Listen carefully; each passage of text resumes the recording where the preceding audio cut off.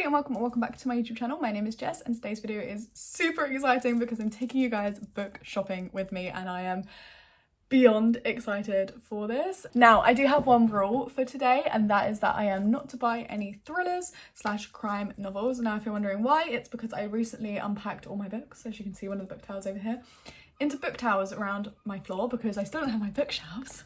If you guys watch my Defeat the TBR episodes, then you know that I have just over 60 books in my collection. Now, at the beginning of the year, I started with 80. Was it over 80 or was it 80? I'm not sure. I started off with like 80 or above books in my collection that were unread. Now, the reason why I feel super comfortable going book shopping is because since building these book towers, I have noticed something, and that is, and I mentioned this in a previous Defeat the TBR episode, but it's that over half of my TBR is thriller and crime novels.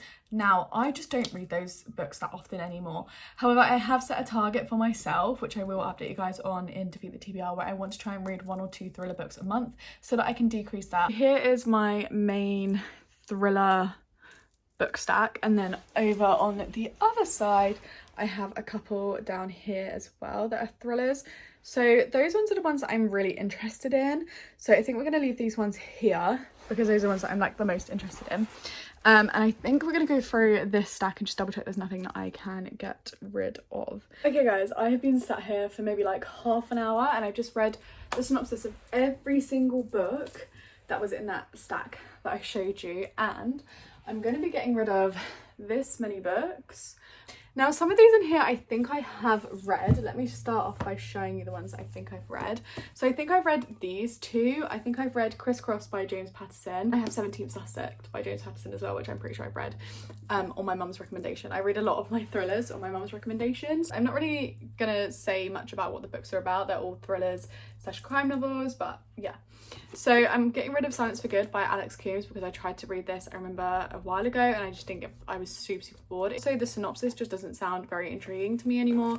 I will show you guys that synopsis for you. Here's a synopsis that you can pause and read if you wish to. So I'm going to get rid of Blood Orange. I'm not really into like husband and wife thrillers or things like that, so I kind of just tend to stick away from them, to be honest. Like, I've never really enjoyed them. I'm also going to unhaul The Serial Killer's Wife because, again, like I said, I just don't really like domestic thrillers. There's not really been one that I have enjoyed, and there was one in particular that's really put me off of domestic thrillers. We've got Prayer for the Dead by James Oswald, and we've also got Death de Jour by Kathy Rinks. And for James Patterson, I'm going to be decluttering, which was my mum's originally, is Till Murder Do Us Part, which is true crime cases, but written by James Patterson and other authors. Harlan Coben, Stay Close. I think I might have already read this. I'm honestly not sure. This one will come as a shock because, like I said, I absolutely love Tess Grayson, but I'm going to be decluttering this one because, honestly, I just am not really that intrigued by the back of it, considering the other books by her that I have. And finally, I'm going to be getting rid of Ruth Randall, A Demon in My View. Now, I remember thinking that this was like a steal, and the reason why I've kept it is because it's so short, although I'm pretty sure this is more of a horror than a thriller. But yeah, I read the back and then I read the first couple of pages inside of this, and I'm not gonna lie, I was severely disturbed. So I'm just going to unhaul this. Like, I don't get disturbed or freaked out very often, but this was just freaking me out. So I was like, I'm just gonna declutter it. But we're heading out, but I wanted to edit my TBR Defeat the TBR table that I have on Excel. Whilst I was taking things off of my TBR list, I can see like all the list of names from books, and I'm also going to unhaul these. I'm going to unhaul Harrow Lake by Kat Ellis, and then a couple of fantasy ones that I brought a very long time ago. So one of them is actually from one of my close friends who was decluttering her bookshelves. This is Stardust by Gaiman. I just have no interest in reading this anymore. I know it's super short, it wouldn't take me long to read, but I'm not intrigued enough to read it at the moment. And that is The Name of the Wind by Patrick Rothfuss. I haven't heard anyone really talk about this. I've heard them talk about other books older in the fantasy genre, and I think I'm more excited about those than I am this book. I'm not going to be able to donate this to my local bookstore. However, I do know a bookstore that will take them a couple of towns over. Be one way to describe that book shopping experience. One, amazing, like, and so good. And 2, I'm sweating balls. Hard work carrying books through a high street, guys. I'm gonna start off with my library books. I recently took a trip to the local library because I don't live in the same place as I lived last year for the uni accommodation house. So I went to a new library. My library card still works there in this library, but I've never been to it, and it was so much fun. They had so many good books. I picked up 5 library books, so I'm just going to quickly run through them. So first things first is A Diary of Blood by S.T. Gibson. This is a, what would you call this, guys? Maybe like a gothic thriller. This follows Dracula's bride, or one of them, and it's such an interesting way that it's written. It's like they there's deep personification of Dracula, as his name is like removed from him and it's not given, and you kind of see how truly animalistic he is portrayed in this. Like he is not personified whatsoever, and I love it. It's so well written. I think there's going to be some great I think there's going to be some great feminist points put across in this book, but in a well done way. I think this will definitely be a book that I wish to own. There is a lot of trigger warnings for this book though, so please, please, please read it with your own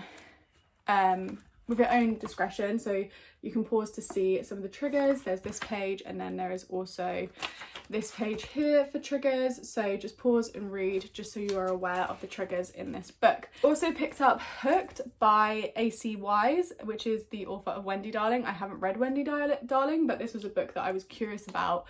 And this whole series I'm really interested about. This is a twisted Disney retelling series. This is adult fantasy, I want to say. I'm so excited to get around to reading this one. I will turn on the back. You guys can pause to read the synopsis. This one says, once invited, always welcome, once invited, never free. Captain James Hook, the immortal pirate of Neverland, has died 1,000 times, drowned, stabbed by Peter Pan's sword, eaten by the beast swimming below the depths. Yet James was resurrected each time by one boy's dark imagination, until he found a door in the sky, an escape, and he took the chance no matter the cost. Now in London, 22 years later, Peter Pan's monsters have found Captain Hook again, intent on revenge, but a chance encounter leads James to another survivor of Neverland. Wendy Darling, now a grown woman, is the only one who knows how dark a shadow Neverland casts, no matter how far you run. To vanquish Pan's monster once and for all, Hook must play the villain one last time. I also picked up The Darkest Part of the Forest by Holly Black. Now this is one of the few Holly Black books that I haven't read. On the back of here it says fairies, knights, princes, true love. Think you know how the story goes? Think again. And that just got me so good. And the synopsis for this one is, near the little town of Fairyfold, in the darkest parts of the forest is a glass casket. Inside lies a sleeping fairy prince that no one can rouse. He's the most fascinating thing Hazel and her brother Ben have ever seen. They dream of waking him, but what happens when dreams come true? In the darkest part of the forest, you must be careful what you wish for. The next one I picked up because I was interested in this, but I haven't enjoyed the other book that I read by this author, and that is Foul Lady Fortune by Chloe Gong. Now I definitely, in hindsight, I'm not going to get around to this month, unfortunately. However, I would like to eventually give it a go, but I do think I'm probably going to end up returning this to library sometime soon because I just don't think I'm going to hit around to this one. But this is an assassin, immortal spy, and this sounds so good. And also the cover is just stunning. Like, all Chloe Gong's books have had phenomenal covers in my opinion. It's 1931 in Shanghai, and the stage is set for a new decade of intrigue. 4 years ago, Rosalind Lang was brought back from the brink of death, but the experiment that saved her life also stopped her from sleeping and aging, and lets her heal from any wound. In short, Rosalind cannot die. Now, desperate for redemption for her traitorous past, she uses her abilities as an assassin for her country, codename Fortune. But when the Japanese Imperial Army begins its invasion march, Rosalind's mission pivots. A series of murders is causing unrest in Shanghai, and the Japanese are under suspicion. Rosalind's new orders are to infiltrate foreign society and identify the culprits behind the terror plot before more of her people are killed. To reduce suspicion, she must pose as the wife of another nationalist spy, Orion Hong. Although Rosalind finds Orion's caviar attitude and playboy demure infuriating, she is willing to work with him for the greater good. But Orion has an agenda of his own, and Rosalind has secrets that she wants to keep buried. As they both attempt to unravel the conspiracy, the two spies soon find that there are deeper and more horrifying layers to this mystery than they ever imagined.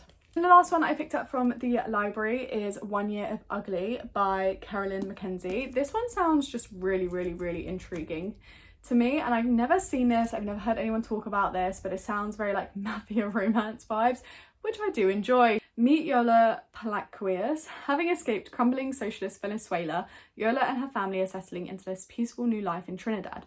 But when her beloved aunt Celia dies, the family once again finds their lives turned upside down. For Celia has been keeping a very big secret. She was seriously in debt to a local criminal called Ugly. Without the funds to pay him off, the Palacios must do his bidding until the debt is cleared. So far, so ugly. In the midst of the turmoil appears Roman, Ugly's distractingly gorgeous right-hand man, and although she knows it's foolish, not to mention dangerous, Yola can't help but give in to the attraction. Could this wildly inappropriate and very messy romance be the perfect antidote? Okay, and then prior to this, I'm so happy about this, I can't stop grinning at it. Prior to this book shopping spree, now I have been looking for a hardback edition of this book for ages, and I've been waiting and holding off for so long. And then I was on eBay one evening because I always check every now and again to see if there's any hardbacks of this book going on like at a good price, a decent price. All this time I have only seen this hardback, the hardback of House of Earth and Blood, go for between 35 to 40 pounds. Like, it's been a lot of money, and I've always been like, oh, maybe not. But with my page coming up, and I saw this one for £20, 71 pence, and I'm just so happy, guys. I've wanted the hardback of this book for so long. Look how stunning the cover is, the spine. I just love it so much. And underneath the dust jacket looks like this. It's got a little embossed crescent moon. The sides look like this. It's so pretty. And then your end pages, look at these end pages. This is our main character Bryce in here, Bryce Quaylen. I just love it. I am so unbelievably happy. In that charity bookstore, I saw this, and if you guys know, I have this weird affinity to collecting these types of books. Picked up this, the classic Treasury Fairy Tales book. This just looked stunning. Now, I wasn't the biggest fan of the front. The spine is stunning, and also when you open this, just the additions, guys, just the illustrations in here are just amazing, and there's some unusual fairy tales that you wouldn't have heard of. I then went straight to the Works after that, and if you guys didn't know, the Works in the UK is like one of the top places to get some good book deals. First book I picked up, which should come as no surprise, and that is The Final Offer by Lauren Asher. This is the third and final book in the Dreamland Billionaires series. I devoured Terms and Conditions already this month, so I'm just super excited to see what this book has in offer for me. And I've heard so many good things. So many people have said that this is their favorite in the whole series, so there's some high expectations going on here. And I want to finish the series as well, because I'm really interested in her F1 series, which I believe starts with a book called Throttled. So I'm also excited about that book, and because I'm excited about that book, I'm just super excited to finish this series as well. And then I did the 3 for £6 book deal that they do in the Works, and I got a few romances. These are not the ones that I saw online at the Works, and I also couldn't find the book set that I wanted from the Works either, so I might just have to order it online and click and collect it from store. However, I am really happy with these ones that I found. So I got this one first, which looks so summery and pretty. This is Wishlists and Road Trips by Lauren H. May. I have not seen anyone read this. I haven't heard anyone speak about this one. But this is 2 stranded travellers and 1 unexpected journey. I'm gonna go ahead and assume that this has open door romance, but I honestly do not know. I will read you guys the synopsis of this one. Makeup artist Britt Donovan wants one thing: to prove to her overbearing family that she can be independent. After breaking off her engagement to her cheating ex, she sets off on her honeymoon cruise alone to recharge before opening her own studio. Nick Calloway isn't on a pleasure trip. Armed with his brother's ashes and a list of places, he's on a mission to fulfill a dying wish. Burdened with survivor's guilt and on a countdown to get home in time to help his family's company, the only thing he wants is to get this trip over with. When they're both stranded in in Costa Rica after missing their cruise ship, Nick and Britt team up to make their way back to the US. Complete opposites, their initial frustration, heightened by the obstacles of grounded flights and delayed trains, gives way to a searing attraction and the feeling this may be a journey that neither will want to end. Speaking of summer romances, they had another Tessa Bailey kind of set on this deal, and I've read a Tessa Bailey on this set before that I believe that these from the same series. So I've got Need Me by Tessa Bailey, and this is a Broke and Beautiful novel, and then we also have Make Me by Tessa Bailey, and I love these covers. Again, I think these are super cutesy, gonna be really nice rom-com. So the first book in this series is Chase Me, but I couldn't find it in the works, so I only got these two, which are the second and third, so I might actually pick up the first one first. But the second in this series is Need Me, which is this one. So this one says, when Honey Perot traded in her cowboy boots for stilettos and left her small Kentucky town to attend Columbia University, she never expected to find a dirt cheap apartment or two new best friends. Honey is no stranger to hard work, and her sole focus is a medical degree, until she sees newly minted Professor Ben Dawson and her concentration is hijacked. Honey is fascinated by her gorgeous young English professor and vows to find a crack in his tweed-wearing, glasses-clad exterior. While at an off-campus party, an accident lands Ben in a dark, locked closet with a sexy-sounding Southern belle, and their chemistry is explosive. But when he discovers that this girl in his arms is the same beautiful college student he can't stop thinking about, he is stunned. Yet no matter how hard he tries, Ben can't stay away from Honey. And when his attempt to fight their attraction nearly ruins the best thing that's ever happened to him, Ben will do anything to prove how much he needs her. So this one is about a construction worker, Russell, and I will say in the last series there was a construction worker and I loved him so much, so I feel like I'm going to really enjoy this one as well. Construction worker Russell Hart has been head over work boots for Abby Sullivan since the moment he laid eyes on her, but he knows a classy uptown virgin like her could never be truly happy with a rough blue-collar guy like him.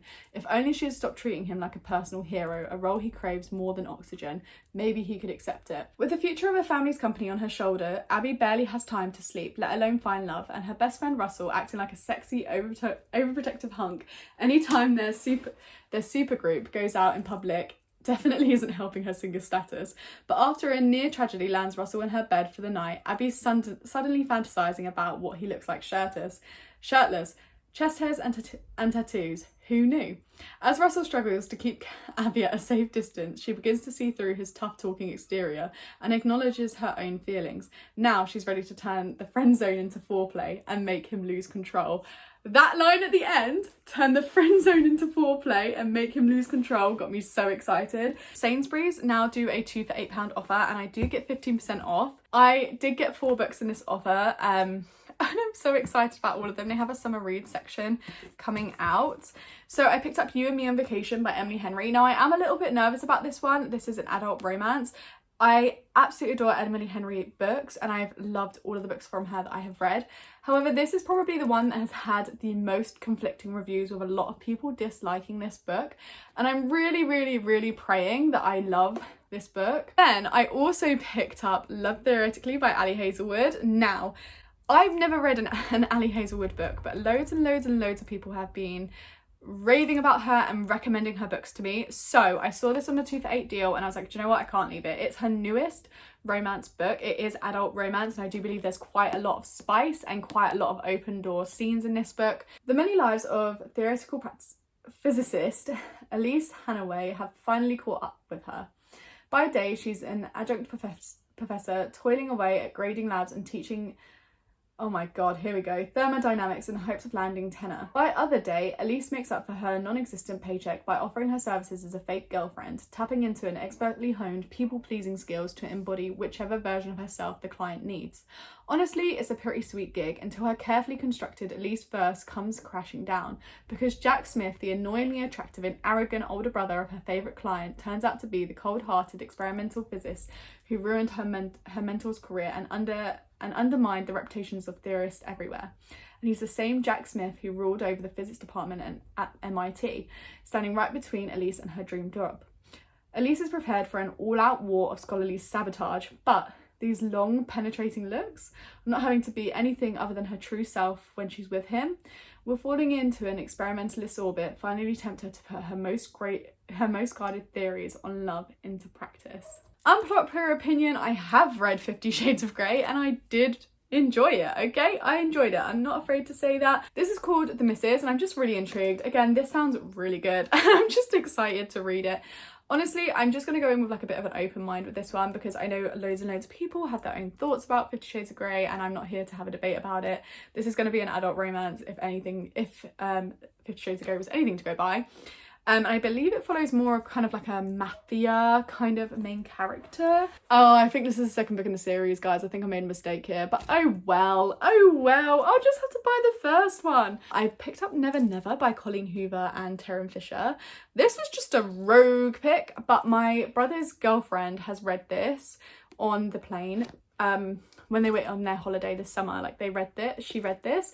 And I believe she enjoyed it, and I haven't read a sad romance in a while, so yeah. And honestly, as emotional and anxiety ridden as I have been, why not cry at a book instead of at the amount of anxiety I'm feeling, you know? Never stop, never forget, just remember. Charlie Winewood and Silas Nash have been best friends since they could walk. They've been in love since the age of 14, but as of this morning, they are complete strangers. Their first kiss, their first fight, the moment they fell in love, every memory has vanished. Now Charlie and Silas must work together to uncover the truth about what happened to them and why. But the more they learn about the couple they used to be, the more they question why they were ever together to begin with. Forgetting is terrifying, but remembering might be worse. Then I went to Waterstones. Now I was hoping that the Atlas Paradox is out in paperback, but it's not. It must have come out more recently than what I anticipated. One book that I definitely wanted from Waterstones and I talked about was the final book, the eighth and final of Throne of Glass. And guys, I am intimidated. This is the 8th and final book of Throne of Glass. I don't know what I'm going to do once this is done. However, your girl did not notice the size of it. I mean, I'm not complaining because I absolutely love this series, but this is almost 1,000 pages long. It's thick, she's chunky, I'm going to need so many tabs. I'm also going to need emotional support the whole entire way through this book. And the thing is, like, I really want to read this before I go back to university. So I have like 2 weeks to read an 1,000-page book. But I am significantly petrified about what's going to happen in this book. As well as excited. I got the first book in the Shadows and Crowns book series by S.M. Gaither. Is that how I say that? Gaither. And that is the Song of the Marked. Now, this just sounds incredible. Also, the covers on these books, absolutely stunning. And when I got to the till, by the way, this says on the back that it's going to be £10.99 and it was £9.99. But there's 4 more books in the series, so it's a 5-book series in total. And here is the synopsis. The old gods are growing restless. Mercenary Cassia Greythorn cares about 2 things: completing her latest job and earning enough coin from the expensive medicine that's keeping her mentor alive. So when the king commands her to investigate a strange plague devastating the empire, she can't resist the massive reward he offers, even if it does mean working with the arrogant and infuriating Captain Elinda. But as the death toll rises and strange monsters wreak havoc across the realms, Cass and Eleanor find themselves up against meddling gods and very old magic, because an ancient evil is stirring in the shadows and their empire will not survive its full unleashing. I went to another local charity shop that has like 4 stories full of books. Now in this one I kind of went a bit rogue. I love this bookstore as well because it has some very stunning editions. Now I picked up Anne of Green Gables, but yeah, these are classic stories. So there's 2 stories in here. Also guys, I just love how floppy it is. I think the illustration on the front is super cute. It's not for everyone. I just like how simple it is. Then from these same kind of like editions, so the Wordsworth editions, I picked up Peter Pan and Peter Pan in Kensington Gardens. And I've never read the book of Peter Pan, but like I said, Peter Pan is one of my favorite Disney films. So I just felt like it was injustice. It was injustice that I had never read the original Peter Pan. So I decided I'm gonna read it. And then this also has Peter Pan in Kensington Gardens. And then finally, in terms of like classics that I never read in my childhood, is The Wonderful Wizard of Oz by L.F. Barnum. I did have the option to get the same like this edition of these, which, you know, I was tempted, but this edition was 40p more and I just really loved it. Okay, I just think it's stunning like that. It's so pretty of an edition. And it's like foiled. I just thought it was really stunning. Everybody, so it's a little bit later on in the month of August now. It is the 18th, I believe. I did a little bit of book shopping this week on a late night on Wednesday when I had a particularly tough day. I went onto Amazon and I pre-ordered Things We Left Behind by Lucy Score, as well as Iron Wing, which is a second book in the Fourth Wing trilogy. I believe it's going to be a trilogy, or is it a 5-book series? I'm going to start off with my library books because I did actually return a couple of them that I'd finished this month already. When I was there, I was like, I'm not really going to pick up any more books, but I did pick up 3 more books. So the first one that caught my eye was Love in the Brain by Ali Hazelwood. She is an adult romance writer. Now, I recently read Love Theoretically and hauled Love Theoretically in this video by her, and I really enjoyed it. I was in the YA section, and these are 2 books that I've been curious about for a long time, but I've heard mixed opinions on this first one, and that is Fable by Adrienne Young. I think that's how I say it. Synopsis just sounds really good. It says traitor, fighter, survivor, and it just sounds really great. I don't know too much about this, so I'm not going to read the synopsis either, but I just have heard mixed opinions on it. But I remember when it first came out, I was curious about it, but then I heard like a lot of mixed reviews and I stopped myself from buying it. I also picked up Twin Crowns by Catherine Doyle and Catherine Weber. And this is blurbed by Sarah J Maas, which obviously I'm going to pick it up if it's blurbed by Sarah J Maas. Nobody has to tell me any further than that. I love every single book that I've read from her. Anyway, it says 2 sisters, 1 crown. Princess Rose Valhar is heir to the throne, Ina. Trained from birth to fear the witches that killed her parents, she will do anything to defend her kingdom. Stolen from the palace at birth, Wren Greenrock is a secret sister no one knows about. She plots to upserve the princess in order to protect the witches of Ortha, who raised her. In the battle for the crown of Ina, where will your alliances lie? And I've just heard really good things about this. Also, I really love the cover, and I did almost buy a special edition of the second book in this. I'm hoping this isn't the second book, in all honesty. I mean, do I have a million jillion books to read right now and am I excited about loads? Yes. Hiya! Did he take both? Yeah. Oh. The kid was like, he said that the kid was like Lego mad, and I was like, I'd take him to the charity shop anyway, do you want to have a look at it? So I just gave him the bag. Aww. It's a big bag he's got, and he said his kid's going to be really excited. That's so nice, Bubby. I love you.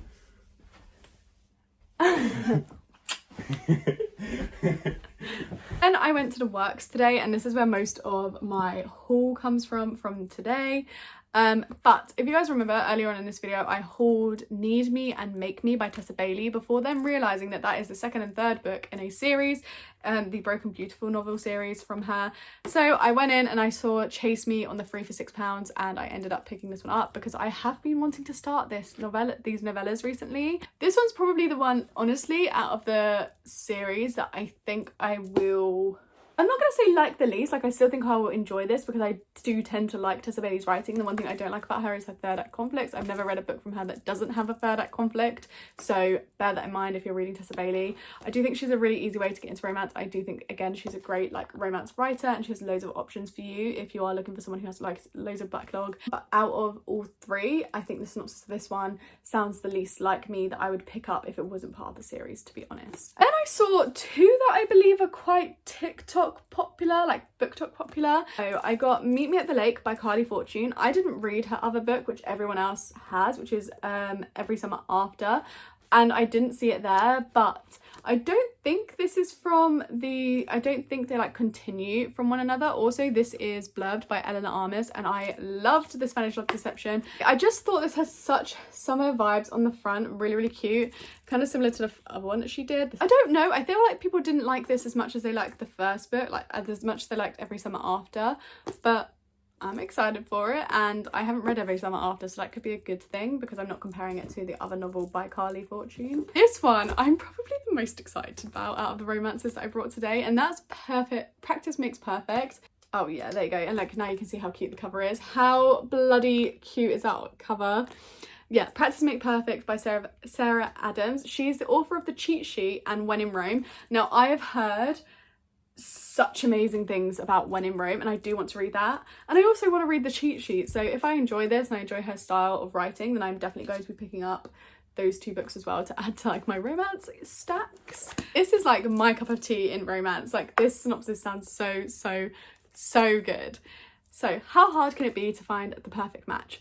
Florist Annie Walker is determined to find someone who complements her life, but after overhearing her latest date describe her as so unbelievably boring, Annie wonders if the problem might be her. Is it too late to become flirtatious and fun like the leading ladies in her favourite romance movies? Maybe she only needs some practice. And Annie has the perfect tutor in mind. Sexy and tattooed, Will Griffin is temporarily back in Rome, Kentucky, providing security for pop star Amelia Rose in a build-up to her wedding to Annie's brother. He also has his own agenda: stay away from Annie Walker and any attachments to this sleepy town, which becomes difficult when she enlists him to help fix her love life. Amid steamy practice dates and strictly educational tutoring lessons, the lines of their friendship blur and Annie reconsiders what her dream guy might look like. Maybe her love life doesn't need to be perfect, it just needs to be real. And also in the works, I noticed they now have classics. Now, they never had this, but these are on the 3 for £6 deal. Also, these covers were just epic. Treasure Island by Robert Louis Stevenson. I've wanted to read this for a while. I read the synopsis a while ago now, and it sounded really accessible and like a easier read than other books, the other classics that I have read the synopsis of before. The next two that I got were basically Luke's recommendations because he's watched the films or seen them in theatres, and then I said basically what we could maybe do is I could read them and then we'll watch the film and it gives me more motivation to like read them. So I got The Curious Incident of the Dog in the Nighttime by Mark Haddon, and then the final one I got was Gulliver's Travels. And this one's really cool. This reminds me of like a Van Gogh painting. And these were 3 for £6. They also had like they had Little Women by, is it Jane Austen that wrote that? I don't know. They had Little Women, they had Emma, they had a couple of Jane Austen books. They had loads of options there. They also had one that I was thinking about picking up, but it was so thick. The Count of Monte Cristo, that's the one I'm thinking about. Hey, look at these covers. They are just stunning. And finally, here's the book set that I said I was probably going to get, but I wasn't sure if I would. This is the Never After series by Emily McIntyre. And I got it in a little book set. So I got 4 books. So you've got Hooked, Scarred, Wretched and Twisted. And I believe that Hooked is the first book in this series. This is a little bit ripped in the plastic, but I was happy to have this. I was just so excited. I am so excited about this. The first one, Hooked, follows James, which is Captain Hook, and they're basically fairy tale retellings of a sort, or like reimaginings, I guess is more, yeah, fairy tale reimaginings is like the best way to, I guess, explain these. But I'm so excited, and I got this for £15 and I was so excited. These are the ones that I saw. This is the book collection that I saw online, and I didn't see it in store the last time I was out, and then I saw it and I was just so excited. Look how stunning these covers are. I have a feeling I'm gonna love this series and I'm gonna fall into it very quickly, and probably honestly read it super quick as well, because I've been wanting to read this series for the longest time. But this covers are stunning, the spines look amazing all together. That concludes this video. I really hope you guys enjoyed, and let me know in the comments anything you have hauled recently or brought recently that you are loving or that you're super excited about. And yeah, I really hope you guys enjoyed this video, and if you did, please leave a like and subscribe to the channel if you're new around here or like to see more videos from me, and I'll catch you guys all in my next one. Bye.